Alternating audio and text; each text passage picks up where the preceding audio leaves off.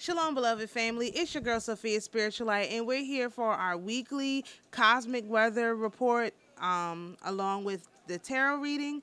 And we do this once a week. We look at the cosmic weather, we pull some cards, and we see how we can avoid any pitfalls that may be coming towards us this week. So, all praise, all glory, and all honor go to the Most High, the King of Kings and the Lord of Lords, the great I am, loving kindness, the God of Abraham, Isaac, Jacob, David, Enoch, Moses, Noah, and Solomon. We thank you for another week to labor in the vineyard. We ask for permission to speak with the angels for just a few moments so that we can get some messages that will allow us to better navigate what is coming cosmically this week so that we can be of better service to you and to the kingdom. To the Holy Mother, we thank you for always being with us and guiding us along the path. We acknowledge our older, wiser brother, Yahushua, and the perfect example that he set. And, of course, to the angels, to our personal guardian angels, to the archangels, to all the councils and all the elders and all the groups of angels, to the entire administration of angels, to all the angels whose names we know and the ones whose names we do not know. We ask that you come and be with us for just a few moments so that we can get some messages that will help us avoid any pitfalls that may be coming this week due to cosmic weather. So right in front of you, you have the report. And this video is coming out on Shemesh. I know it's a little bit late, but as you can see, Shemesh from Tamor to Natalan, the cosmic weather is not the greatest, but overall, this is a very, very good cosmic weather week this week. I have heard that we probably don't have too many solar flares coming that way, and I'm sure that contributed to it. This means, number one, you want to try and get as many things done. Shemesh, Lavana, Medim, Kokav, even into Zedek, Rana on Zedek.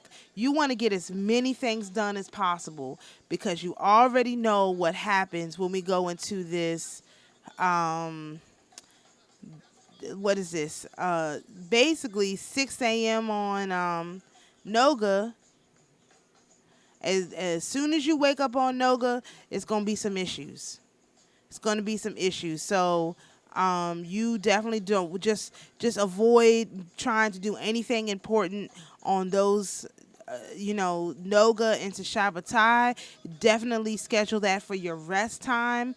I'm actually getting ready to rearrange my whole next 2 weeks because you already know if we end the week on very bad, there's no way we wake up on Sunday with good, so I'm going to reschedule my course to a day when the cosmic weather is going to be a little bit better. I'm not going to do that to anybody. So yeah, again, remember, this also means that you have to, when the cosmic weather is good, that's when you want to harness the energy. Harnessing means you want to get things done, but you don't want to. You want to get things done in such a way that you're not exerting a lot of energy. Harnessing is not the time to exert energy. It's time to gather as much, of what is coming in as possible and conserve it. But when we get into this energy that's coming in, Tamor on Noga all the way, through Shabbatai, that's when you want to make your plan to go out and do something. So what I would do, or what I'm planning on doing now, having looked at this, is I'm going to spend the first half of my week strategizing. Just taking in the energy, not actually doing a whole lot, but really strategizing, making sure my strategy is strong, making sure my plans are strong, outlining them to the best of my ability, gathering data. That's how I'm going to spend the first half of my week. So when Noga comes, I'm going to be straight work, getting stuff done. Hopefully not videos. I want to actually get physical stuff done. So that's my strategy, like hitting the streets, whatever needs to be done out. I want to take that energy, that I want to transform that energy. Come Noga, come Shabbatai. So yeah, that's my strategy. All right, so of course when we do our cosmic weather and tarot report, we use the standard rider weight, which mine is not really a standard rider weight, which I just realized. It's a Dame. This one is the Dame Fortune's Wheel Tarot. So it's Italian. So it's not quite the traditional rider weight. It's slightly different, but I like it. So let's say our prayer. All praise, all glory, and all honor go to the Most High, the King of kings and the Lord of lords, the great I am, loving kindness, the God of Abraham, Isaac, and Jacob. We again ask permission to speak with the angels so that we can get some messages that will allow us to avoid any pitfalls coming this week and make the most of the energy that is coming in. To the earthly mother, we thank you for being with us and guiding us. We acknowledge our older, wiser brother, Yahushai. And to the angels whom we've already called in, we ask that you give us a message that's clear, that's easy for us to understand, that's easy for us to apply, and that's timely. And of course, when you fulfill the covenant with us, we will let the Most High know that you have done so. We thank you for all of your hard work and service to us and to the kingdom. And, we are doing our very best to become the best clients that you have. And so all of your hard work does not go unnoticed for us. And therefore, we hope that you all are noticing all of our hard work too.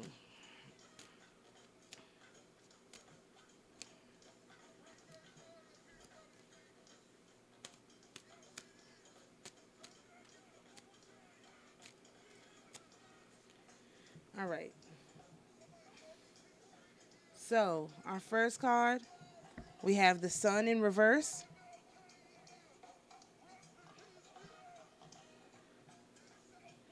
We have the Queen of Swords in reverse. 2. We have the Four of Wands in reverse.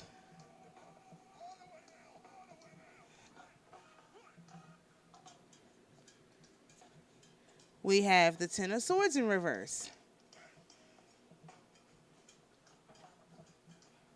And we have the King of Coins in reverse. Now remember, when we have cards in reverse, what it means is, let me go to the next. Can we zoom in some? I wonder.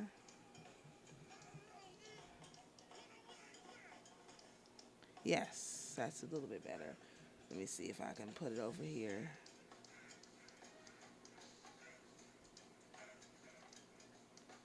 No, we can't see all the cards. I'm going to come back.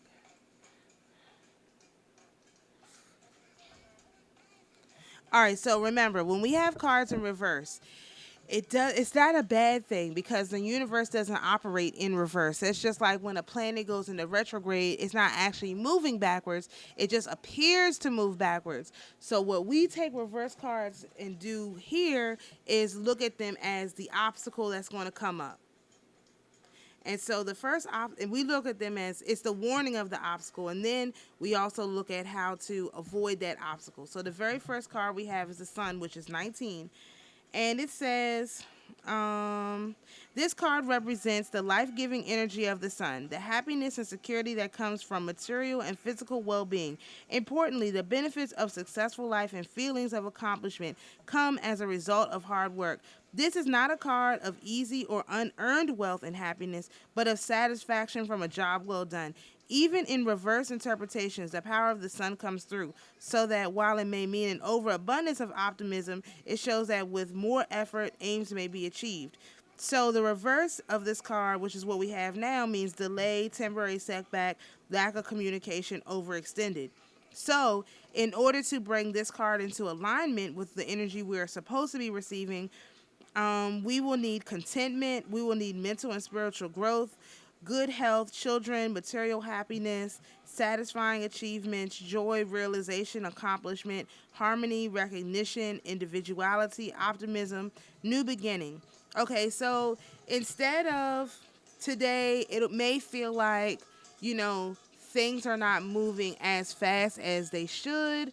That you, or you may not be able to recognize it. I talked this about, or I will talk about this in one of the readings this week, but you may just feel like things are not progressing forward because you can't see it.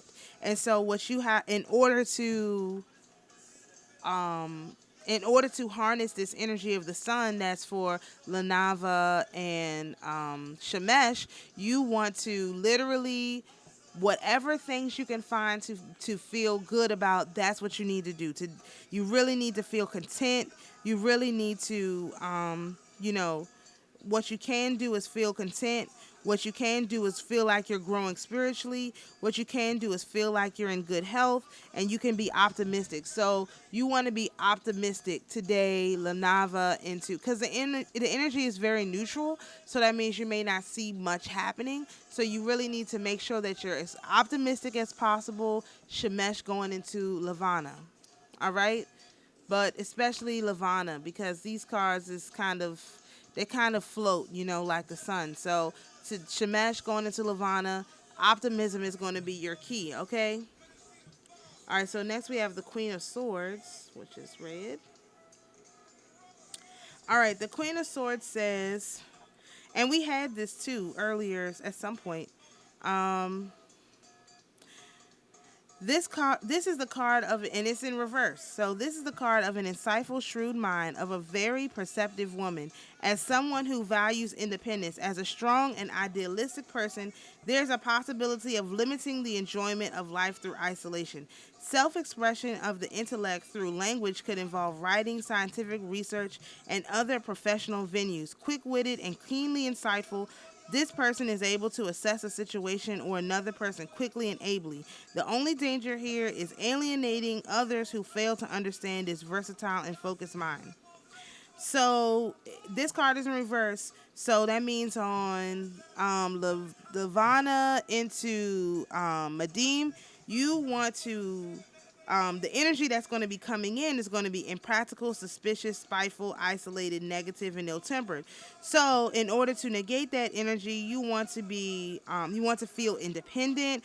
You want to express your intellect through language. You want to take action. You want to have a determined and focused mind. You want your thoughts to be manifested. You want to break free from restrictions, self-determined, and self-protective. So you want to protect yourself, especially coming from Lavana into Madim. The energy is going to be neutral and good. So you do want to take action.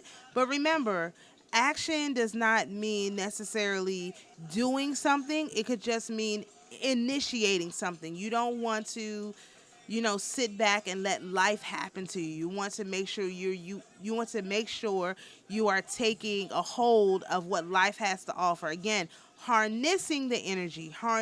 Take action on harnessing the energy. Don't just let the energy come and go and you haven't done anything to plant. You haven't planted any seeds. You want to. Harnessing is about planting seeds. Harvesting is about collecting fruits. Right? Collecting the fruits, turning it into something else. Harnessing is about planting the seeds. Okay? Next is the Four of Wands. And that is also in reverse. And so this says, the harvest is in, now the time of celebration. The rewards of past labors are now enjoyed. There's a sense of orderliness and job satisfaction with this card in a partnership. This may also suggest a romance with someone who is a coworker or with whom labors have been shared, possibly an elevation in work by promotion or new assignment is in store for the current. So, because it's in reverse, you want to avoid small rewards, disorganization, work dissatisfaction, delays in finishing a project, romance phase, minor disruptions at home. So if stuff starts happening in your home life, you really want to, we're going to turn that around. The way you turn that around is you celebrate of the work completed. So again, the reverse of this is a small reward, right? But in order to combat the small reward, you celebrate the work is completed. So instead of looking at the reward, celebrate the work. It's just a small thing, right?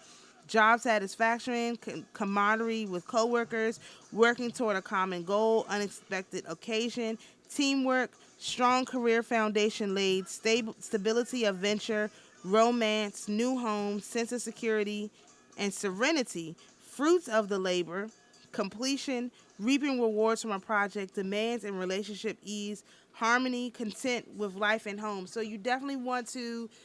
Wednesday is going to be such good energy. You want to, or not Wednesday, but Kokav is going to be such good energy that you want to make sure that you are, 21st,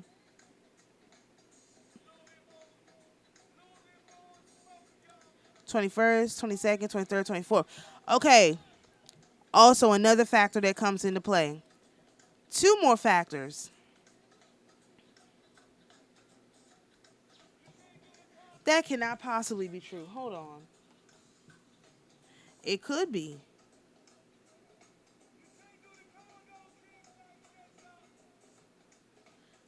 Hold on. We got some weird energy stuff going on too. I almost forgot. So, let's see.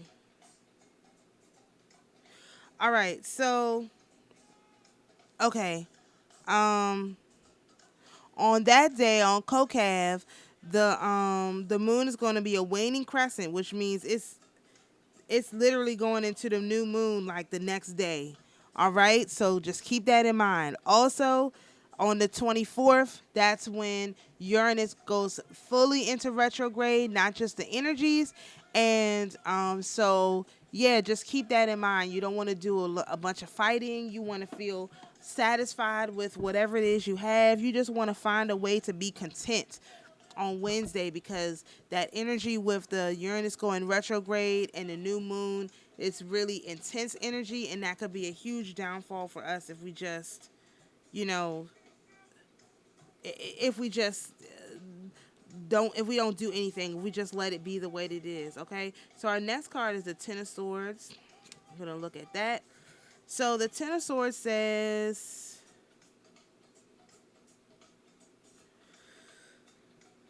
okay, the image literally expresses the idea of turning one's back on troubles. This is a cutting of losses and moving on card.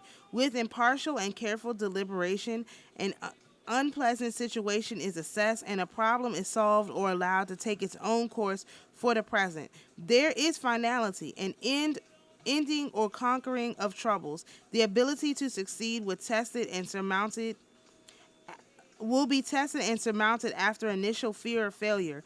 Through courage and willpower, things will improve and there may be an extreme change in a person's life. Wisdom is also implied, for one learns through the lessons of life, and all things will improve after this period passes. In this, in reverse, it says ideas are not workable. Be wary of plans and actions of others, going along with what cannot be changed, and disappointment. So, in order to avoid that energy, you want to gain wisdom if you can. You want to end your present troubles. You want the worst to be over. You want to make a fresh start. An honest assessment of the situation is extremely important, especially if like you're having stuff going on at home due to the Four of Wands energy that's coming in with Kokav. You know, you want to honestly assess what's happening, and troubles will be conquered, exhaustion, sadness, able to finish a difficult task. So you really want to try to finish things if you can. This is for Zodiac, and remember, the Zodiac, the energy changes. It goes from like this great energy all the way into like, whoa, what is going on, like a 360. So you definitely want to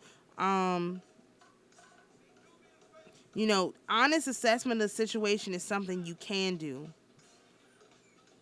Finishing a difficult task is something you can do if you plan now. If you get a running start, you take your Shemesh energy, your Lavana energy, your Madim energy, your Kokav energy. When you get to Zodiac, you'll be able to push through and finish. But if you don't, then you're going to get stuck in this energy loop that's going to be with us for a few days. Okay, so that's just, some advice on how to avoid that. And then our last card is the King of Coins, which is this card shows economic power and the ability to realize the dreams of ambition. Manifestation of personal creativity through business sense and acumen ensure social respectability. The work of a lifetime may be indicated here, or the strong success of good plans put into use with practical wisdom.